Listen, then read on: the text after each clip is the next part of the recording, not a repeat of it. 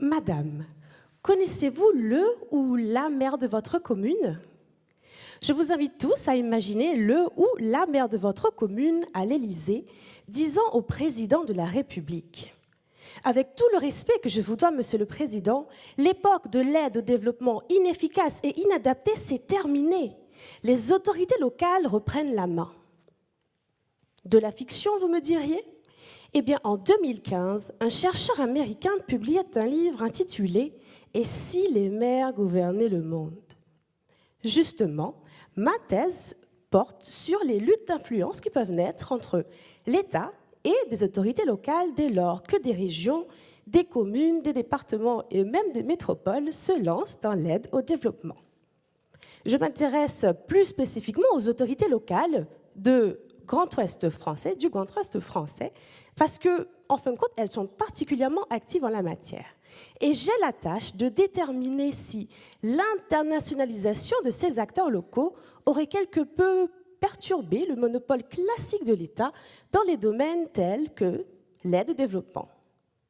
Vous vous demandez peut-être, mais qu'est-ce que ça change, que ce soit l'État ou les autorités locales qui agissent? Eh bien, permettez-moi une petite analogie, c'est un peu comme le pâté et le foie gras. Je vous explique. Il faut imaginer la scène internationale comme un bloc de foie gras.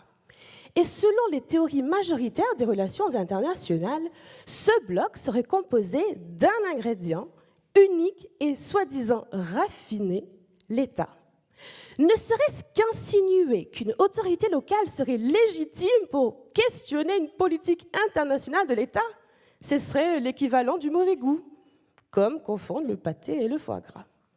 Pourtant, depuis le début des années 1980, des autorités locales mènent des actions d'aide au développement. Et par leur expérience et leur expertise, elles se sont imposées comme des acteurs légitimes de ce développement. Au point même qu'en 2005, les Nations Unies reconnaissaient leur rôle comme crucial pour atteindre les objectifs du millénaire pour le développement. Ainsi, ma thèse s'inscrit dans un questionnement beaucoup plus large de ce que nous tous imaginons de la gouvernance mondiale et même la gouvernance de nos pays. Serions-nous effectivement passés dans une hypothèse de pâté? À l'image d'une diversité d'acteurs, nous aurions justement donc une diversité d'ingrédients sans pour autant en perdre en qualité et en goût. Et du bon pâté, je peux vous dire, j'en ai mangé. Presque aussi bon que des rillettes. Alors, pour savoir si l'État reste le maître incontesté du monde, rendez-vous à ma soutenance dans un an. Merci.